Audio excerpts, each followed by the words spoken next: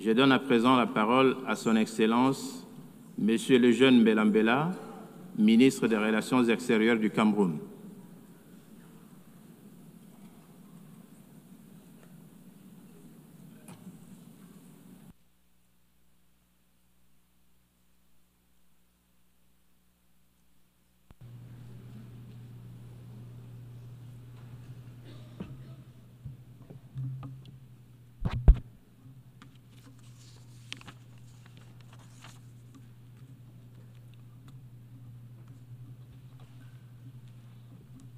Madame la Présidente, l'honneur m'échoit de prononcer cette déclaration que Son Excellence Paul Biya, Président de la République du Cameroun, chef de l'État, m'a instruit de délivrer en son nom. Permettez-moi donc, à ce titre, de vous renouveler les chaleureuses félicitations du Cameroun suite à votre élection à la présidence de la 80e session de l'Assemblée générale de notre organisation. Votre expérience diplomatique et votre vision qui nous encourage à unir nos efforts pour un avenir meilleur sont des gages de succès à la fois de votre mandat et de nos délibérations tout au long de cette session. Vous pouvez compter à cet égard sur la coopération pleine et entière de la délégation du Cameroun. Comme vous le savez, mon pays a été honoré de voir votre prédécesseur, l'ambassadeur Philémon Yang, présider la 79e session de l'Assemblée générale. Je voudrais saluer ici l'engagement, le professionnalisme et la détermination empreint d'un sens d'écoute et de dialogue dont il a fait preuve dans l'accomplissement de son mandat. Qu'il me soit aussi permis de réitérer à M. Antonio Guterres, secrétaire général des Nations Unies, l'appréciation sincère du Cameroun pour ses efforts inlassables à la tête de notre organisation et sa volonté manifeste pour la consolidation du multilatéralisme dans un contexte international particulièrement difficile et complexe. Madame la Présidente, Excellences, Mesdames, Messieurs, Monsieur le Secrétaire général, distingués représentants, nous nous réunissons cette année à un moment charnière de notre organisation qui célèbre ses 80 ans. La célébration d'un anniversaire est toujours l'objet de joie, mais force est de reconnaître que la célébration actuelle nous laisse plutôt interrogateurs.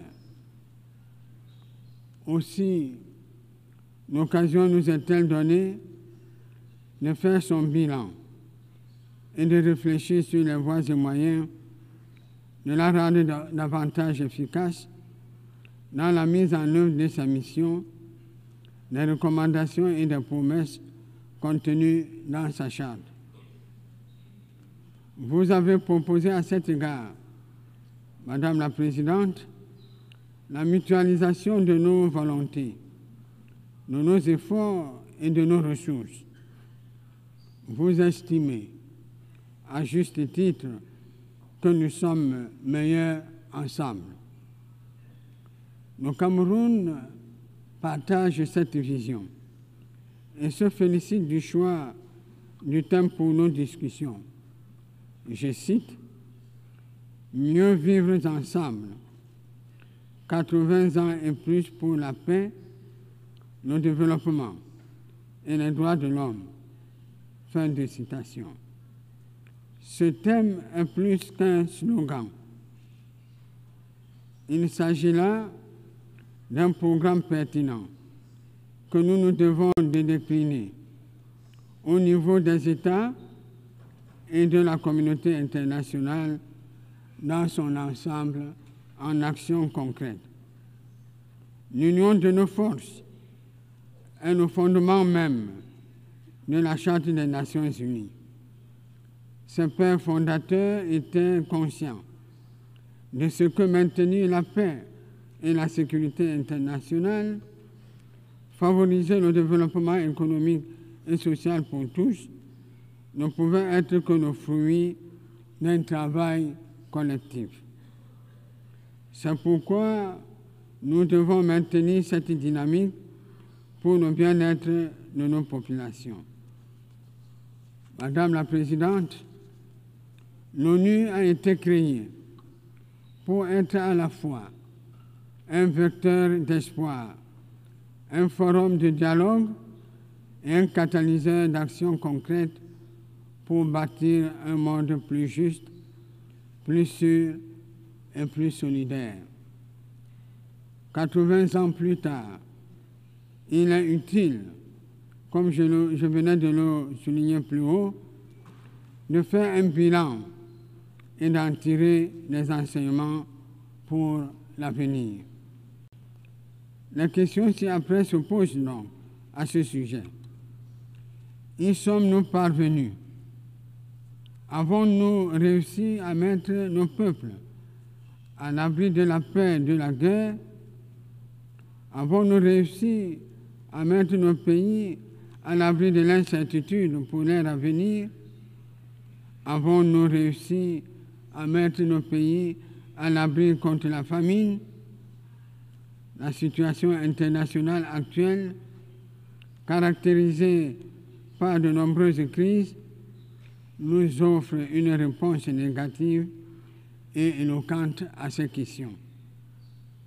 En effet, en 2025, l'environnement sécuritaire mondial reste malheureusement marqué par une multiplication des conflits et des menaces en tout genre contre la sécurité humaine, y compris la menace nucléaire qu'on pensait d'un autre temps. Que ce soit en Europe, en Asie centrale, au Moyen-Orient, en Amérique latine et en Afrique, les foyers de tension naissent ou persistent et mettent en péril, plus que par le passé, la paix, la stabilité et la sécurité internationale. Les conflits armés actuellement en cours dans le monde sont un douloureux rappel de ce que 80 ans plus tard, nous n'avons ni pu ni su préserver le monde du fléau de la guerre. Cette situation est davantage exacerbée par les catastrophes naturelles les plus diverses. Il s'agit entre autres de phénomènes naturels extrêmes tels que les tempêtes, les ouragans, les incendies de forêt, les tremblements de terre et autres glissements de terrain, à l'origine d'importants dégâts matériels et de plusieurs pertes en vies humaines, sans omettre les différentes pandémies. Le monde ne pourra pas relever le défi du développement s'il ne remporte pas celui de la paix. Nous avons la responsabilité historique de choisir soit de permettre à la guerre et à ce fléau de prospérer, soit d'offrir à nos enfants un monde stable, uni et prospère. Le Cameroun a fait son choix, celui de la paix et du développement. Et il se tient résolument à vos côtés pour transformer cette aspiration en réalité partagée. Madame la Présidente, Excellences, il est bien connu qu'il ne saurait avoir de développement sans paix, ni de paix durable sans développement. Les crises en cours qui ont des effets néfastes sur le commerce international, sur le coût des matières premières et sur l'approvisionnement des marchés freinent indubitablement le développement de nombreux pays. Pourtant, le développement économique, à travers les objectifs du développement durable, demeure un objectif primordial que les Nations Unies devraient atteindre pour le bien-être des populations. Ces dernières années, cependant, on note avec regret que des millions de personnes vivent toujours dans l'extrême pauvreté, dans la précarité, adossées aux maladies et à l'insécurité alimentaire. Dans ce contexte particulier, les enfants, les femmes, les personnes âgées et les personnes à mobilité réduite sont les plus vulnérables. Si l'accès à l'éducation s'est élargi, nombreux sont encore les enfants et les jeunes qui sont hors du système scolaire. Dans le même temps, l'on note un recul de l'espérance de vie, une dégradation des indicateurs de santé et une insuffisance critique du nombre de professionnels de santé, particulièrement en Afrique. 5 ans après, 5 ans de l'échéance des objectifs de développement durable, il est urgent que des actions concertées soient prises pour tenir les promesses contenues dans l'agenda 2030. Nous devons effectivement prendre nos responsabilités individuellement et collectivement afin d'atteindre ces objectifs que nous nous sommes librement et volontairement fixés. Excellences, Mesdames, Messieurs, le Cameroun, pupille des Nations Unies, reste attaché aux objectifs et principes de la Charte des Nations Unies et ne ménage aucun effort sous la très haute impulsion de son Excellence Paul Biya, président de la République, pour la promotion de la paix et de la sécurité internationale. C'est dans cet esprit que mon pays participe activement aux opérations de maintien de la paix des Nations Unies et œuvre, grâce à ces 3 grandes écoles spécialisées, à la formation des agents et cadres de la police, de la gendarmerie et autres civils africains qui prennent part à ces opérations. De surcroît, le Cameroun reste engagé de manière constante dans la lutte contre le terrorisme en général, voire dans le Sahel, et en particulier dans le bassin du lac Tchad, où sévit la secte Boko Haram. En matière économique, mon pays s'est doté d'une stratégie nationale ambitieuse qui promeut un développement économique et social harmonieux de toute la nation, tout en favorisant les progrès en matière de démocratie, de respect des droits humains et de la bonne gouvernance. Ceci nous permet de concrétiser progressivement et méthodiquement les objectifs de développement durable et l'agenda 2063 de l'Union africaine, entre autres. Madame la Présidente, dans le bassin du Congo, le Cameroun participe activement à la recherche des solutions au dérèglement climatique mondial, à la protection de la faune et de la biodiversité. Il fera toujours sa part et attend que les promesses faites en termes de financement soient tenues. Pour le Cameroun, il importe que les efforts des pays en développement soient soutenus. À cet égard, il convient de rappeler une fois encore qu'il y a plus d'une décennie, les pays développés ont pris l'engagement, un engagement collectif de mobiliser 100 milliards de dollars US par an pour appuyer les efforts de lutte contre le changement climatique. Il en est de même pour l'aide au développement, fixée à 0,7% depuis une cinquantaine d'années. Jusqu'à présent, toutes ces promesses n'ont pas été tenues. Le Cameroun estime qu'il est temps que les fonds attendus soient effectivement mobilisés pour soutenir les efforts importants que font les pays en développement, dont ceux de l'Afrique, pour que notre environnement commun soit préservé pour le bénéfice de tous.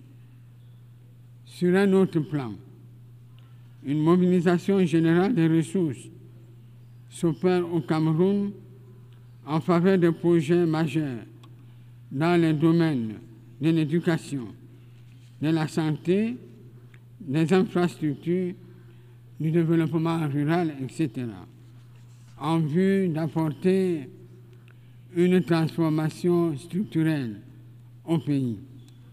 Nous saisissons cette occasion pour remercier nos partenaires multilatéraux et bilatéraux qui nous accompagnent dans cette dynamique. Nous les encourageons à renforcer ce partenariat pour nous permettre d'atteindre les objectifs escomptés. Excellence, le pacte pour l'avenir et ses deux annexes, à savoir le pacte numérique et la déclaration sur les générations futures, nous interpellent pour leur mise en œuvre. De même, les récents documents finaux des conférences de Nice et de Séville, ainsi que la déclaration de Yaoundé sur l'économie bleue durable dans le golfe de Guinée, nécessitent des engagements. Ces engagements ont été à nouveau pris en matière de financement et d'accès aux technologies, surtout en cette ère du numérique et de l'intelligence artificielle comme facteur décisif pour promouvoir le développement durable. Le Cameroun salue ces avancées, ainsi que les engagements pris lors de ces occasions pour la réforme de l'architecture financière internationale et la transition énergétique. Mon pays aspire ardemment à la concrétisation d'autres réformes longtemps attendues, notamment celle du Conseil de sécurité des Nations Unies, pour permettre à l'Afrique d'occuper la place qui lui revient conformément au consensus des Unis et à la déclaration des Sirte. En matière de droits humains, le Cameroun se félicite de l'élaboration du pacte international sur le droit au développement.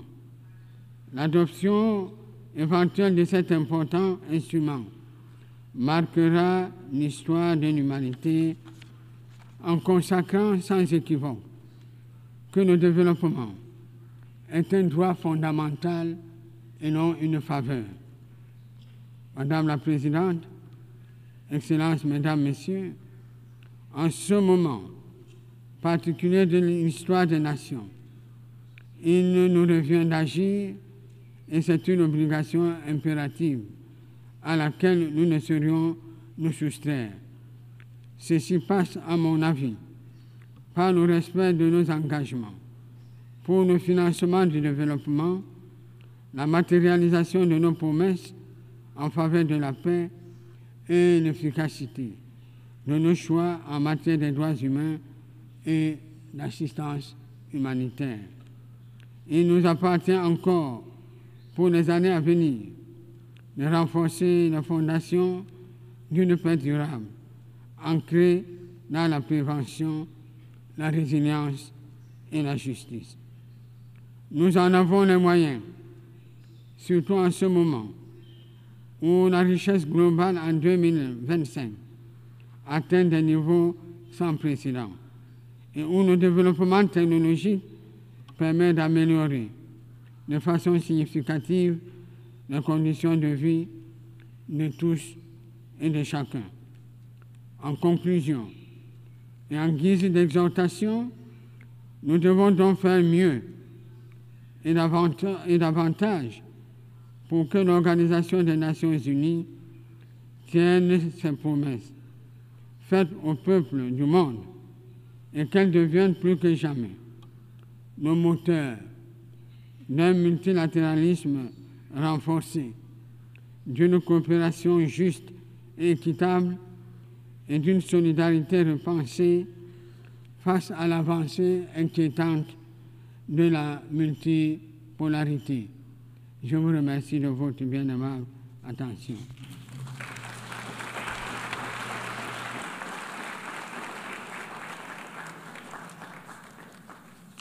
Je remercie le ministre des Relations extérieures du Cameroun,